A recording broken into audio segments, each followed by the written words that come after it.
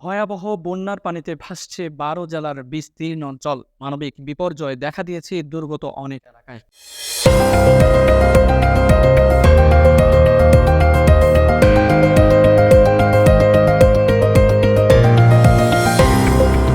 গত ২ দিনে ৪ জেলায় মারা গেছে অন্তত ৮ জন।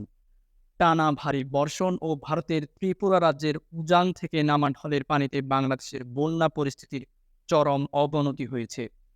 দেশের ১২ জেলায় আকস্মিক বন্যা দেখা দিয়েছে। জেলাগুলো হলো ফেনী, নোয়াখালী, লক্ষ্মীপুর, কুমিল্লা, ব্রাহ্মণবাড়িয়া, চট্টগ্রাম, খাগড়াছড়ি, রাঙ্গামাটি, কক্সবাজার, সিলেট, মৌলভীবাজার ও হবিগঞ্জ। দেখি কয় এদিকে গড়ে উঠতো না। গড়ে উঠতো না। বৃষ্টির পানি আর বানে তলিয়ে আছে নোয়াখালী সদর সহ ৭ উপজেলার বিস্তীর্ণ এলাকা। শহরের বেশিরভাগ এলাকাও জলমগ্ন, ডুবে আছে বিভিন্ন সড়ক মহাসড়ক। জেলায় পানিবন্দী প্রায় ২০ লাখ মানুষ। বাড়িঘরে পানি ঢোকায় চরম ভোগান্তি পোহাতে হচ্ছে বাসিন্দাদের। দেখা দিয়েছে খাদ্য ও বিশুদ্ধ পানির সংকট। বন্যার পানিতে তলিয়ে থাকায় ক্ষতি হয়েছে ফসলেরও। স্কুল, কলেজ, মাদ্রাসা, কমিউনিটি সেন্টার সহ বিভিন্ন আশ্রয় কেন্দ্রে অবস্থান নিয়েছেন বহু মানুষ। দুর্গত অনেক এলাকায় এখনও ত্রাণ সহায়তা পৌঁছেনি বলে জানিয়েছে স্থানীয়রা।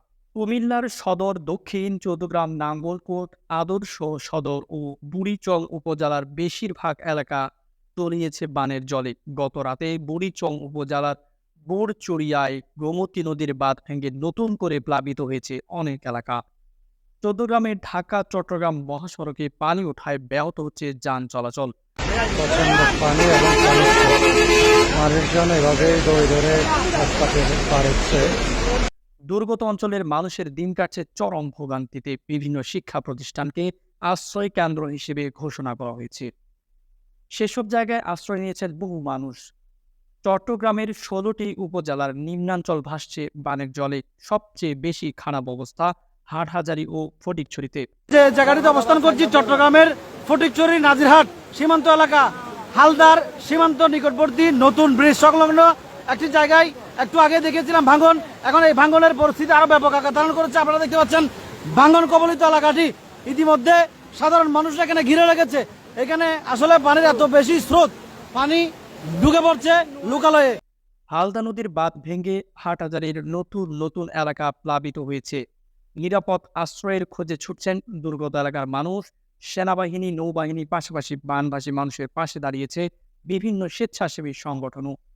পার্বত্য জেলা খাগড়াছড়ি ও রাঙ্গামাটির বিস্তীর্ণ এলাকাও তলিয়ে আছে পানিতে। মৌলভীবাজারের মনু ও ধলাই নদীর পানি এখনও বিপদসীমার উপর দিয়ে বইছে। কমলগঞ্জ এবং রাজনগর উপজেলার প্লাবিত এলাকা থেকে ধীর গতিতে পানি নামছে। এখনও পানিবন্দী লাখো মানুষ। বানের জলে ডুবে আছে রাস্তাঘাট ও ফসলি জমি। দেখা দিয়েছে খাদ্য ও সুপেয় পানির সংকট। এদিকে হবিগঞ্জে খোয়াই নদীর পানিও কিছুটা কমেছে। শহরতলির নিচু এলাকা এখনও জলমগ্ন অবস্থায় রয়েছে।